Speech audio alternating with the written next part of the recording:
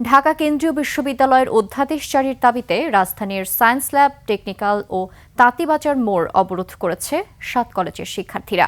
এ সময় অবরোধকারী শিক্ষার্থীরা তাদের দাবির পক্ষে নানা স্লোগান দেন।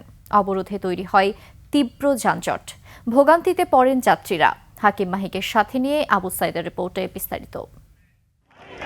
লিলি বিউটি সোপ, যার অ্যান্টি এজিং গুণ তারুণ্য ধরে রেখে ত্বকে করে উজ্জ্বল, তারুণ্যময় উজ্জ্বল ত্বকের জন্য। রিমার্ক।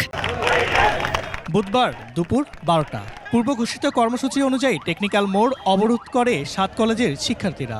অবরোধ করা হয় সায়েন্স ল্যাব ও তাঁতীবাজার এলাকা। শিক্ষার্থীরা কেন্দ্রীয় বিশ্ববিদ্যালয়ের অধ্যাদেশ জারির দাবি জানায়। আমরা ২৪-২৫ সেশনের স্টুডেন্ট, আমাদেরকে বিশ্ববিদ্যালয়ের আওতায় নিয়ে আমাদের ভর্তি করা হয়েছে। আমরা এখন অধ্যাদেশ চাচ্ছি, এই দাবিতে আমরা এখানে এসেছি এবং আন্দোলন করছি। টোটালি একটা দ্বিধাদ্বন্দ্বের ভিতরে আছে। আমরা কোথায় আছি? আমরা না ঢাকা বিশ্ববিদ্যালয়ের ভিতরে আছি, না আমরা সেন্ট্রালের ভিতরে আছি। আমাদের আজকে একটাই দাবি, অধ্যাদেশ, শুধু অধ্যাদেশ দিলে আমরা এখান থেকে চলে যাব। রাস্তা অবরোধ করায় চরম ভোগান্তিতে পড়ে সাধারণ মানুষ। ধরে এখানে বসে আছে এই সিগন্যালে, সাভার যাব, সেই অফিস টাইম তাও ধরতে পারলাম না। জনগণ ভোগান্তির শিকার এবং জনগণ জিম্মি হয়ে আছি আমরা।